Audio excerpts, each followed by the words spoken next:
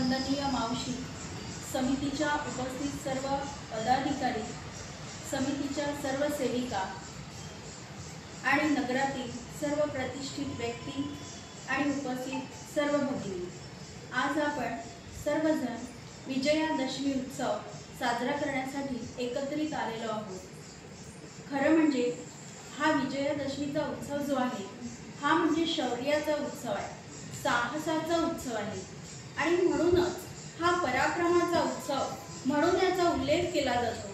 आणि आपण म्हणतो या देवी सर्वभूतेषु शक्तिरूपेण संस्थिता नमस्तस्ये नमस्तस्ये नमस्तस्ये नमो नमः। तर या उत्सवामागे उद्देशच मुळी हा आहे की आपल्याला दुर्गुणांवर विजय मिळवायचा आहे, सद्गुण आपल्याला संपादित करायचे आहे। त्याचप्रमाणे कुठेही अन्याय होत असेल तर आपल्याला तिथे न्याय प्रस्थापित करायचा आहे आणि त्याचबरोबर जिथे जिथे अधर्म असेल तर तो अधर्म नष्ट करून तिथे आपल्याला धर्म हा प्रस्थापित करायचा आहे। म्हणजेच आपल्याला धर्मावरती विजय मिळवायचा आहे। आणि हेच मुहूर्त साधून विजयादशमी हाच दिवस बघून डॉक्टर हेडगेवारांनी विजयादशमीच्या दिवशी राष्ट्रीय स्वयंसेवक संघाची स्थापना केली आणि 27 सप्टेंबर 1925 ला ती स्थापना करण्यात आली। यामागे उद्देश हाच आहे की आपण शताब्दी वर्ष हे साजरा करीत आहोत। तर ह्या गोष्टीला म्हणजे आपण जर बघितलं तर 1925 ला स्थापना झाली आणि आज आपल्याला 2025 म्हणजे संघाने 100व्या वर्षामध्ये पदार्पण केलेलं आहे असं आपल्याला दिसते आहे आणि आपल्या लक्षात येते आहे। आणि म्हणून आपण याला म्हणतो की शताब्दी वर्ष साजरा करण्यासाठी संघ साजरा करत आहे शताब्दी वर्ष। आणि केवळ संघच नाही तर बघा आपल्या सगळ्यांना माहिती आहे की 1 ऑक्टोबरला भारत सरकारने संघाच्या गौरवासाठी म्हणजे शताब्दी वर्ष साजरा करण्यासाठी आपल्या सगळ्यांना माहिती आहे की टपाल तिकीट आणि शिक्का जो आहे त्याचं अनावरण करण्यात आलेलं आहे। आणि या शिक्क्यावरती सगळ्यात महत्त्वाची गोष्ट म्हणजे आपल्या भारत मातेचं चित्र आहे। आणि हे आपल्या स्वतंत्र भारतामध्ये हे सगळ्यात पहिल्यांदा घडते आहे की त्याच्यावरती आपल्याला भारत मातेचं चित्र दिसते आहे। आणि त्याचबरोबर आपले राष्ट्रीय स्वयंसेवक संघाचे जे सर्व आपले कार्यकर्ते आहेत, सर्व जे आपले संघबंधू आहेत, या संघबंधूंचं चित्र जे आहे ते सुद्धा आपल्याला दिसते आहे। त्याच्यावरून आपल्या लक्षात येते आहे की त्यांची देशसेवा जी आहे ही सतत देशसेवा ते करत आहे आणि आपला संपूर्ण समाज जो आहे हा संपूर्ण समाज ते सशक्त करत आहे असं त्याच्यावरचं चित्र आहे। म्हणजे हा आपल्या राष्ट्रीय स्वयंसेवक संघासाठी अतिशय ही गौरवाची गोष्ट आहे, अभिमानाची गोष्ट आहे। आणि हे केवळ एवढंच इथेच थांबलेलं नाही आहे तर त्या शिक्क्यावरती आपलं जे ब्रीद आहे राष्ट्राय स्वाहा इदम न मम हे पण त्याच्यावरती छापलेलं आहे। त्याचप्रमाणे हे तर आपल्या देशातली गोष्ट झाली, पण आपण आता कालची न्यूज बघितली असेल तर त्याच्यामध्ये आपल्याला दिसत आहे की नेदरलँडनी सुद्धा राष्ट्रीय स्वयंसेवक संघाचा गौरव करण्यासाठी तिथे सुद्धा त्यांनी अशाच प्रकारचं कार्य केलेलं आहे। त्याच्यावरती सुद्धा आपल्याला सर्व आपले जे संघबंधू आहेत त्या सर्व संघबंधूंचं चित्र आपल्याला तिकडे दिसते आहे, त्या रुपयावर पण त्यांनी निर्माण केलेलं आहे। अशा पद्धतीने राष्ट्रीय स्वयंसेवक संघाचा कौतुक जे आहे शताब्दी वर्ष म्हणून तर हे सर्व आज आपल्याला समाज करताना दिसतो आहे। तर याच्या मागे आहे आपल्या सर्व संघबंधूंनी अथक परिश्रमाने केलेलं देशकार्य, निस्वार्थपणे केलेली सेवा आणि त्यांचं शिस्तबद्ध कार्य हे आपल्या सगळ्यांना दिसते आहे। आणि म्हणून संघाने अतिशय परिश्रमाने इतक्या वर्ष हे जे कार्य चालवलं याची पावती म्हणून आज संपूर्ण समाज हा त्यांना अतिशय स्नेहाने प्रेमाने जवळ घेत आहे। आणि म्हणून आपण म्हणतो आहे की सगळेजण आपले कौतुक करताय, संघाचं शताब्दी वर्ष आहे, पण त्यामागे महत्त्वाचं म्हणजे आपले अपार कष्ट आहे, संघबंधूंनी घेतलेले हे पण आपण लक्षात ठेवलं पाहिजे। आणि दुसरी महत्त्वाची गोष्ट की आपण सगळे या शताब्दी वर्षामध्ये आपण सहभागी होत आहोत, आपण हा सोहळा बघत आहोत, म्हणजे आपण पण खूप सौभाग्य आहे आपलं असं आपल्याला म्हणायला हरकत नाही। त्याचप्रमाणे असं सुद्धा आपण म्हणू शकतो की या शताब्दी वर्षामध्ये हा उत्सव साजरा करत असताना केवळ हा संघाचा उत्सव नाही आहे, तर 100 वर्षापासून एक विचार जो आहे तो विचार एका दिव्याप्रमाणे जळत आहे आणि संपूर्ण समाज जो आहे हा संपूर्ण समाज या दिव्याच्या प्रकाशाखाली प्रकाशित होत आहे। म्हणजेच आपण असं म्हणू शकतो की सर्व संघबंधू आपल्या अपार कष्टांनी आणि निस्वार्थ सेवेनी आपल्या राष्ट्राची सेवा करत आहे, अतिशय शिस्तीने करत आहे आणि त्याचंच हे फळ आहे हे आपल्याला दिसते आहे। तर बघा, ही जी राष्ट्रभक्ती आहे ही राष्ट्रभक्ती आपल्यामध्ये निर्माण करण्याचं म्हणजे संघाची स्थापना करण्याचं महत्त्वाचं कार्य हे डॉक्टर हेडगेवारांनी केलेलं आहे। आणि म्हणूनच ते पण जेव्हा तुमच्यासारखे बाल होते तेव्हा त्यांच्या मनामध्ये पण असे विचार यायचे की अरे आपल्यावरती तर इंग्रजांचं राज्य आहे। मग असंच काय झालं की राणी व्हिक्टोरिया हिचा 60वा हे होतं आणि त्याच्यामुळे सगळीकडे काय झालं की ध्वजारोहण समारंभ मोठे मोठे करण्याचं आयोजित करण्यात आलेलं होतं। मग सगळ्या शाळांमध्ये गावागावांमध्ये मस्त सगळीकडे समारंभ साजरा करण्यासाठी आपण जशी तयारी करतो पताका लावण्यात आल्या, सगळं सजवण्यात आलं, डेकोरेशन वगैरे करण्यात आलं। आणि मग शाळेमध्ये आपल्या सगळ्यांना माहिती आहे की ध्वजारोहण झाल्यावर सगळं काही झाल्यावर मुलांच्या अगदी आवडीचा विषय असतो, आवडीचा खाऊ असतो की तो मुलांना वाटण्यात येतो। मग त्याच्यामध्ये मुलांना खाऊ वाटण्यात आला तो म्हणजे मिठाई। मग ही मिठाई सगळ्या मुलांना खूप आवडली, सगळ्या जणांना खूप आनंद झाला की अरे चला आता खूप छान झालंय हे सगळं, आता आपल्याला मिठाई पण मिळाली आहे। सगळ्यांना खूप आनंद झाला, सगळेजण हर्षाने आपल्या घरी गेले। घरी गेल्यावर सगळ्यांनी आपल्या आईवडिलांना सांगितलं, आपल्या बंधूंना सांगितलं की अरे बघा किती छान मिठाई आहे, किती मस्त आहे। आणि मात्र त्याच्यामध्ये डॉक्टर हेडगेवार होते, जे बालकेशव होते, त्यांना ही गोष्ट मात्र अजिबात आवडली नाही। ते आपल्या घरी गेले आणि त्यांनी काय केलं की संपूर्ण तो जो मिठाईचा बॉक्स होता तो खाऊ त्यांनी पूर्णपणे त्या कचऱ्याच्या डब्यामध्ये टाकून दिला। आणि मग त्यांचे बंधू खूप नाराज झाले, त्यांच्या बंधूंना ही गोष्ट काही कळलीच नाही की अरे याने केव्हा डब्बा त्याच्यामध्ये टाकून दिला मिठाईचा। मग त्यांच्या बंधूंनी त्यांना विचारलं की का रे तुला मिठाई नाही मिळाली वाटते, तू असा नाराज का दिसतो आहे? तर मग केशव म्हणाले की अरे आपलं राज्य भोसल्यांचं राज्य ज्यांनी घेतलं त्यांच्या सन्मानार्थ आपण काय त्यांनी त्यांचं हे साजरा केलं, ध्वजारोहण केलं म्हणून आपलं राज्य केलं म्हणून आपण काय त्यांची मिठाई खायची? परक्यांनी आपल्यावर राज्य करताय परके आणि आपण त्याचा आनंद मनवायचा, हे काही बरोबर नाही। आणि मग त्यांनी ती मिठाई कचऱ्यामध्ये का टाकली, आपला देशाभिमान कसा जागृत केला याविषयी सगळ्यांना कळलं आणि खरोखरच ते कसे प्रखर देशभक्त आहे हे पण आपल्याला त्याच्यावरून कळते।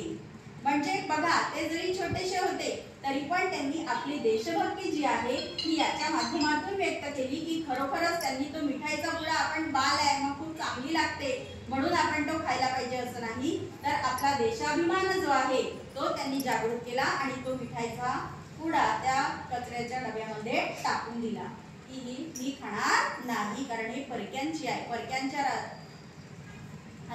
परक्यांनी आपल्याला दिलेली आहे, ती मी खाणार नाही।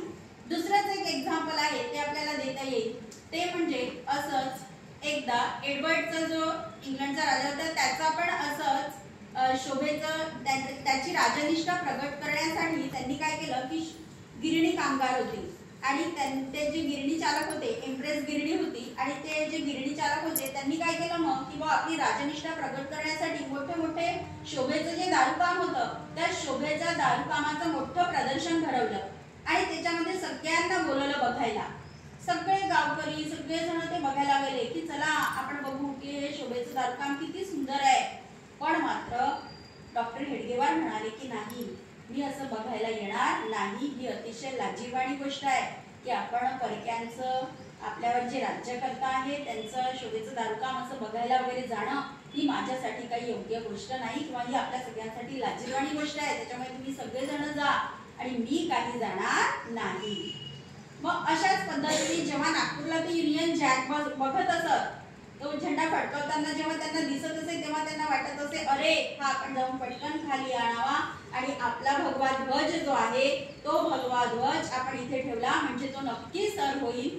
एवढी प्रखर राष्ट्रभक्ती लहानपणापासून एक बाळकडू जे आहे ते आपल्याला त्यांच्यामध्ये बघायला मिळते. बाळपणी जसं बाळ लहानपणी दिसत असते, बाळाचे पाय पाळण्यात दिसतात, तसं आपल्याला त्यांची राष्ट्रभक्ती या सगळ्या 2-3 एक्झाम्पल वरून दिसून येते.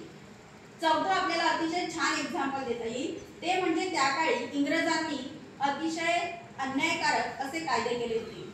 त्यावेळी जर वंदे मातरम म्हटलं तर विद्यार्थ्यांना मार दिला जात असे.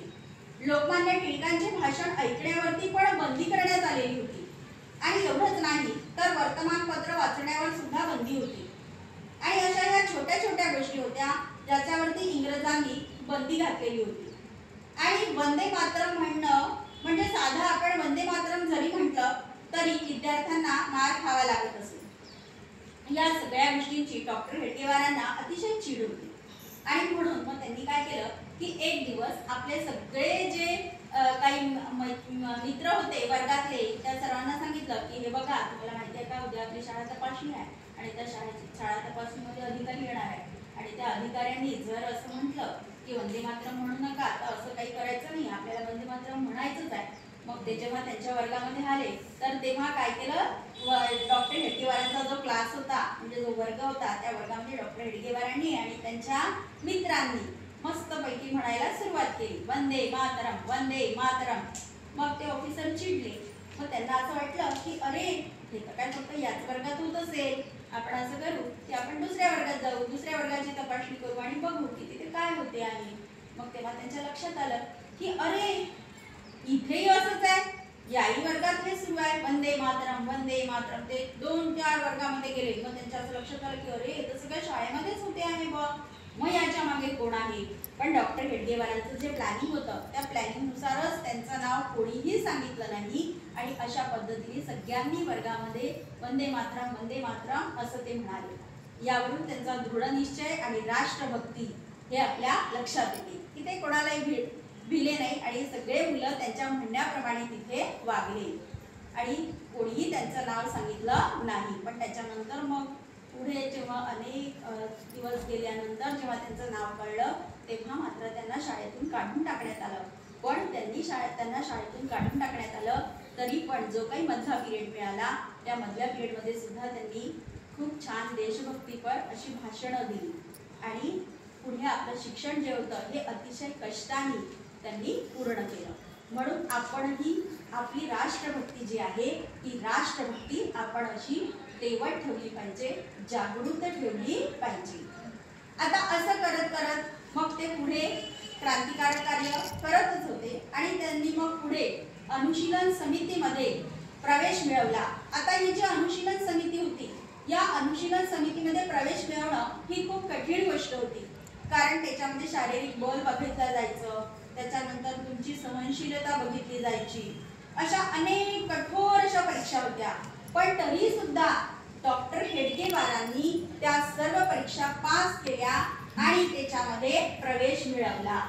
म्हणजे अशा प्रकारे त्यांनी संपूर्ण आपलं जीवन जे आहे हे आपलं संपूर्ण जीवन आपल्या राष्ट्राला समर्पित केलेलं होतं आणि ते सतत आपल्या देशाचाच विचार करायचे, सतत आपल्या देशाचं देशभक्तीचंच त्यांचं चिंतन चाललेलं असायचं की माझं राष्ट्र हे कधी स्वतंत्र होईल आणि राष्ट्र स्वतंत्र झाल्यानंतर त्याचं रक्षण मी कसं करू शकेल. आणि मग असं करत करत करत शेवटी त्यांच्या असं लक्षात आलं की अरे आपण पारतंत्र्यामध्ये का गेलो तर आपली राष्ट्रभावना जी आहे, राष्ट्राविषयीचं असलेलं आपलं कर्तव्य जे आहे हे शिथिल झालं. ही जी भावना आहे ही भावना शिथिल झाली आणि त्याच्यामुळे आपण परकीयांचे गुलाम बनलो. नाहीतर आपला देश तर संपन्न आहे, पैसा होता आपल्या देशाकडे, मनुष्यबळ होतं, तरी पण आपली अशी परिस्थिती का झाली तर याच्या याच्या मागे एक महत्त्वाचं कारण आहे, ते म्हणजे आपली राष्ट्रीय भावना की मी राष्ट्राचा घटक आहे आणि राष्ट्राप्रती माझं जे कर्तव्य आहे ते कर्तव्य मी पूर्ण करायला पाहिजे, ही जी भावना होती ही भावना शिथिल झाली आणि म्हणून डॉक्टरांनी संपूर्ण समाजाचा त्यावेळच्या परिस्थितीचा विचार केला आणि नंतर त्यांनी संकल्प सोडला की मी माझ्या राष्ट्रातील लोकांना या राष्ट्र भावनेची ही जी उणीव आहे ही उणीव मी राष्ट्र भावनेची भरून काढेल आणि सगळ्यांमध्ये मी राष्ट्रभक्ती निर्माण करेल आणि असा संकल्प त्यांनी सोडला आणि तो संकल्प पूर्ण करण्यासाठीच मग त्यांनी राष्ट्रीय स्वयंसेवक संघाची स्थापना केली आणि तो दिवस होता आपला विजयादशमीचा। मग या दिवशी त्यांनी 1925 ला विजयादशमीच्या दिवशी स्थापना केल्यानंतर अगदी कमी जणांच्या साह्याने आपल्या घरामध्ये त्यांनी शाखा सुरू केली। ते रोज मग शाखेमध्ये कोणतं शिक्षण द्यायचे तर बघा, सगळ्यात पहिले लष्करी शिक्षण, त्याच्यानंतर मग बौद्धिक पण ते द्यायचे आणि शारीरिक शिक्षण। अशा प्रकारे 3 पद्धतीचं शिक्षण हे शाखेमध्ये त्यांच्या सुरू झालं। ते स्वतः अभ्यास करायचे आणि इतरांना पण या सगळ्या गोष्टी ते शिकवायचे।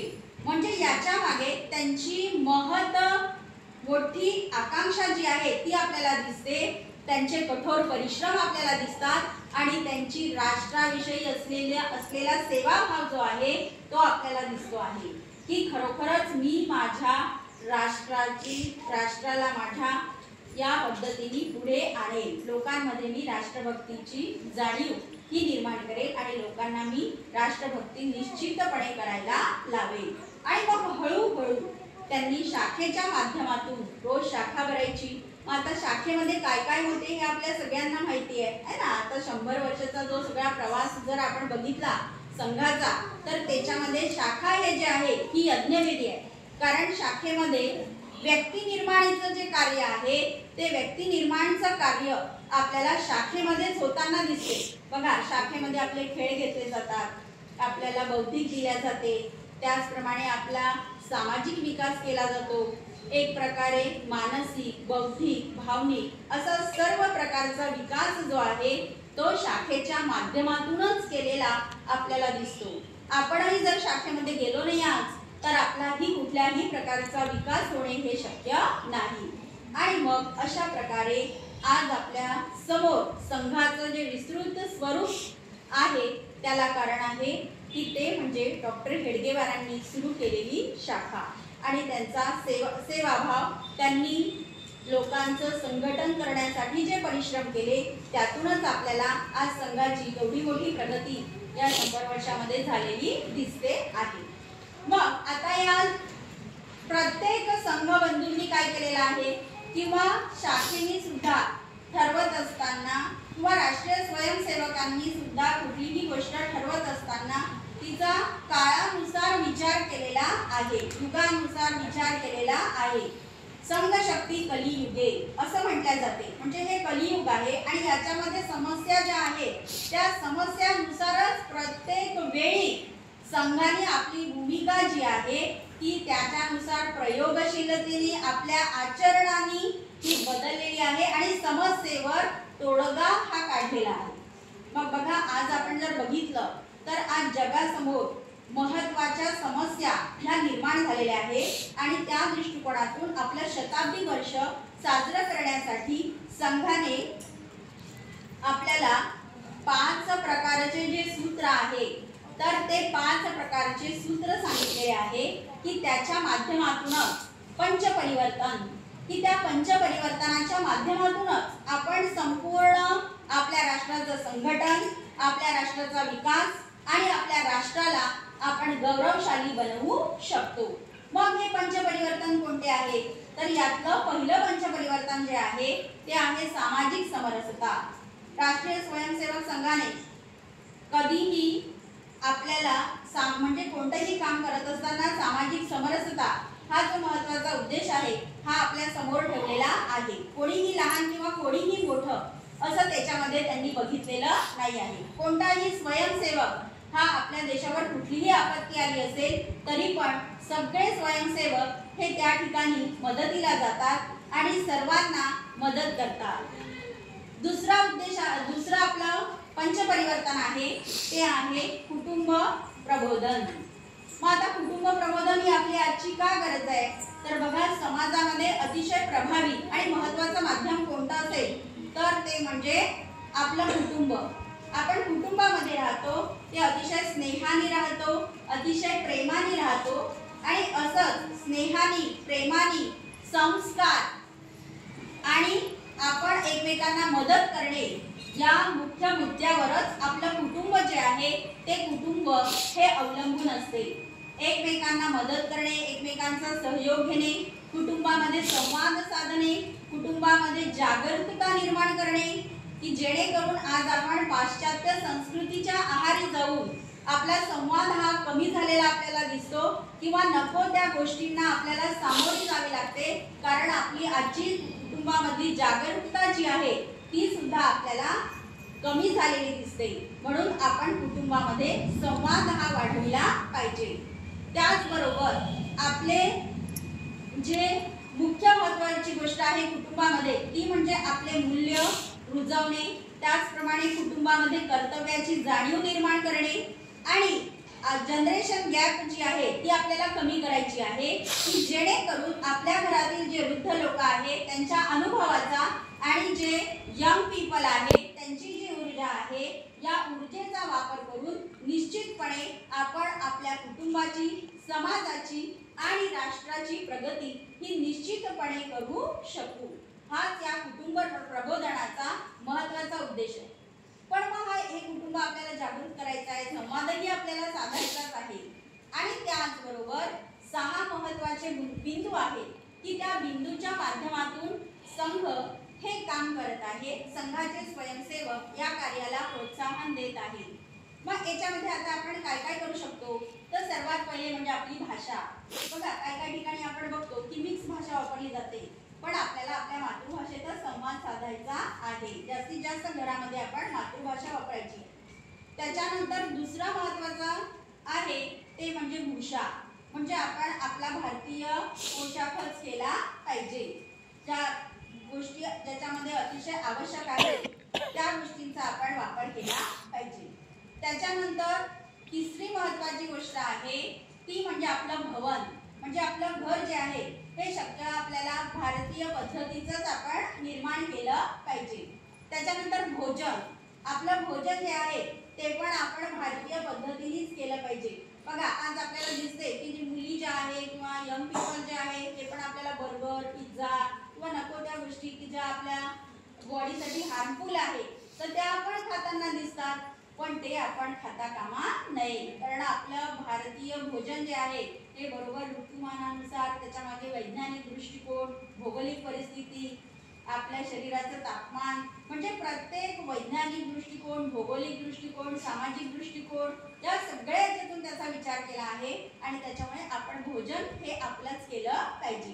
त्याच्यानंतर भजन, भजन म्हणजे प्रार्थना जी आहे ती पण आपल्याला काय करायची आहे तर हप्त्यातून एकदा तरी सर्वांनी सोबत मिळून आपल्या घरी आपण कुठल्याही देवाची प्रार्थना करणं गरजेचं आहे। त्याच्यानंतर मग भ्रमण, म्हणजे बघा आता अगदी साधी गोष्ट आहे की रविवारी पण आपल्याला कुठे फिरायला जायचं असेल किंवा कुठे जायचं असेल किंवा दिवाळीची सुट्टी असेल, उन्हाळ्याची सुट्टी असेल तर आपण लगेच काय करतो की फॉरेनमध्ये काही जण जायचा प्लॅन करतात। वास्तविक पाहता ह्याची काहीच गरज नाहीये। आपल्या देशातच इतके छान छान स्थळं आहेत, ऐतिहासिक स्थळं आहेत की आपण जी गोष्ट आपल्याला माहिती पण नाही, मंदिरं पण खूप छान छान आहेत की ज्याची आपण माहिती घेऊ शकतो आणि त्या स्थळांना आपण निश्चितपणे भेट देऊ शकतो।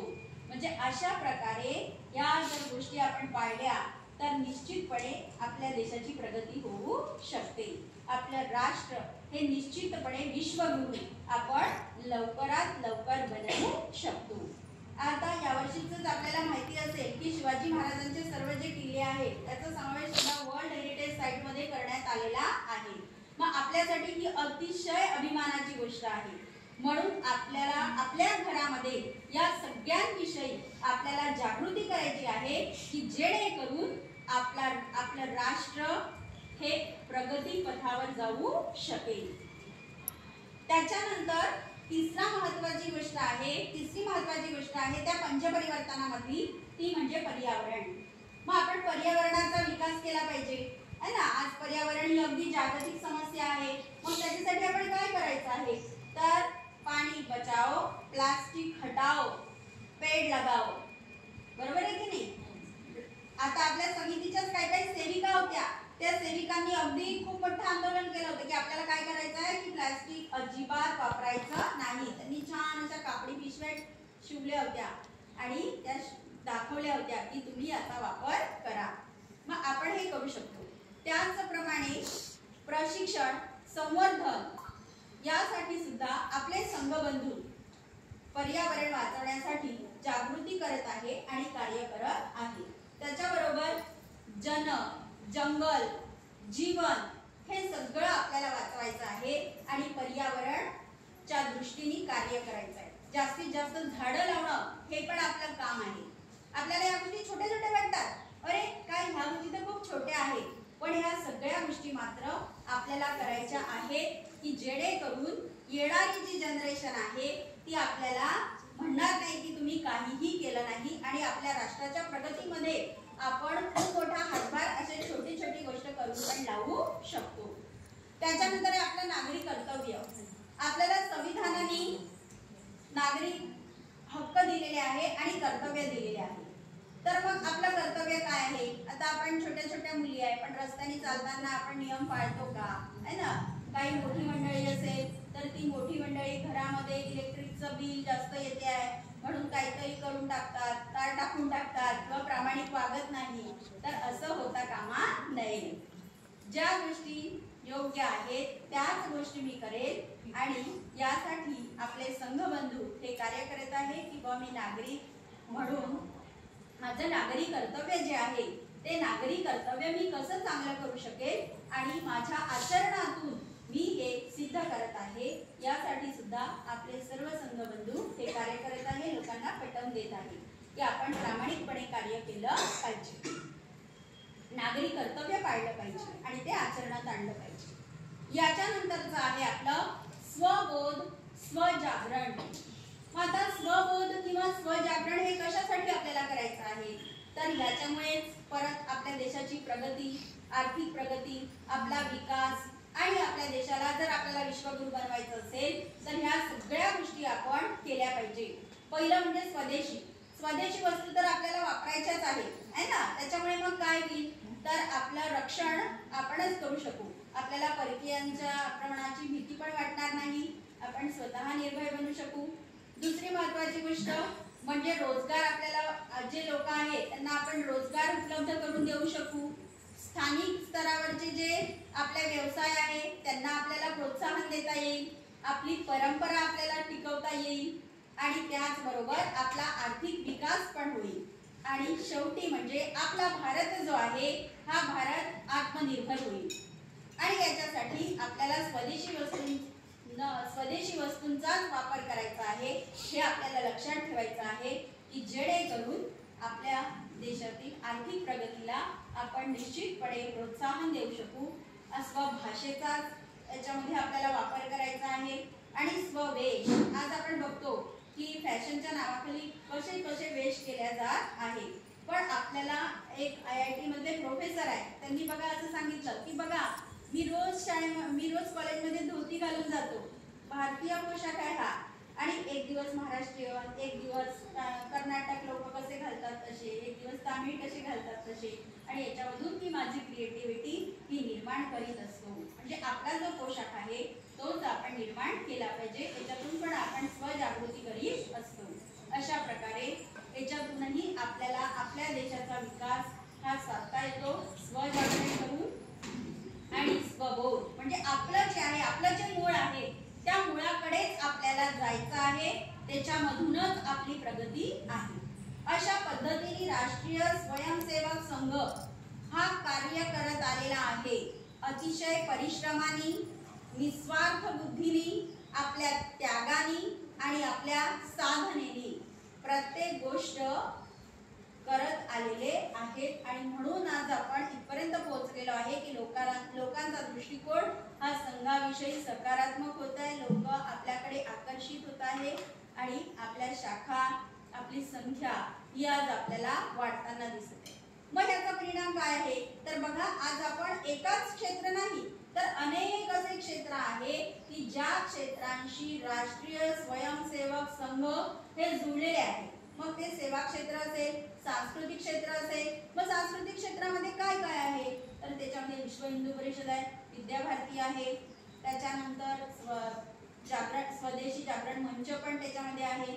अशा प्रकारे अनेक क्षेत्र जे आहे त्या क्षेत्रांशी पण आपण जोडलेलो आहोत. त्याचप्रमाणे महत्त्वाची गोष्ट म्हणजे आपली राष्ट्रसेविका समिती. तर राष्ट्रसेविका समितीने म्हणजे वंदनीय मावशींनी डॉक्टर हेडगेवार यांनी यांचं संघाचं कार्य बघूनच त्यांना प्रेरणा निर्माण झाली की त्यांनी मग डॉक्टरांशी चर्चा केली. 1-2 वेळा त्यांची भेट घेतली आणि मग डॉक्टरांनी सांगितलं की तुम्ही मातृशक्तीच्या विकासासाठी, मातृशक्तीला सक्षम करण्यासाठी तुम्ही तुमची वेगळी अशी राष्ट्रसेविका समिती निर्माण करू शकता स्त्रियांसाठी. आणि त्याच्या दृष्टिकोनातून मग आज आपल्याला राष्ट्रसेविका समिती हा आपला जो प्रवास आहे हा सुरू झालेला आहे. राष्ट्रसेविका समितीला सुद्धा एकूण 90 वर्ष झालेली आहेत आणि आज अनेक कार्यकर्त्या, अनेक सेविका या आपल्या समोर आहेत आणि त्या छोट्याशा गोष्टीचं आज आपल्याला वटवृक्षामध्ये रूपांतर झालेलं दिसते आहे. आणि आपण सगळ्याजणी राष्ट्रसेविका समितीच्या अंडर कार्य करतो आहोत आणि ही आपल्यासाठी खूप आनंदाची गोष्ट आहे. आपल्याला खूप छान वाटत आहे किंवा आम्ही एवढे वर्ष झाले याच्यामध्ये कार्य करतो आहोत, आम्ही याचा पाईक आहे. तर एक छोटीशी जी 4 ओळी आहेत त्या मी तुम्हाला म्हणून दाखवते. बघा, दक्ष आरामाच्या आज्ञेतून येई जीवनी जिथे अखंड सावधानता, शिस्त अनुशासन नियोजनातून जीवनी ये नित्य कार्यकुशलता. शतायुषी संघाचे पाईक आपण, अभिमान गर्व हा मनी उमळे. माँ भारतीच्या रक्षणास्तव हा देह अमुचा चंदन बने, हा देह अमुचा चंदन बने. संघ स्वयंसेवक हा बहुमान अमुचा, चरे वेती मान ठेवूया मंत्राचा. विश्व गुरुपदी सिंहासनी भारत माता, या संकल्पाचे स्मरण करू पुन्हा पुन्हा, या संकल्पाचे स्मरण करू पुन्हा पुन्हा.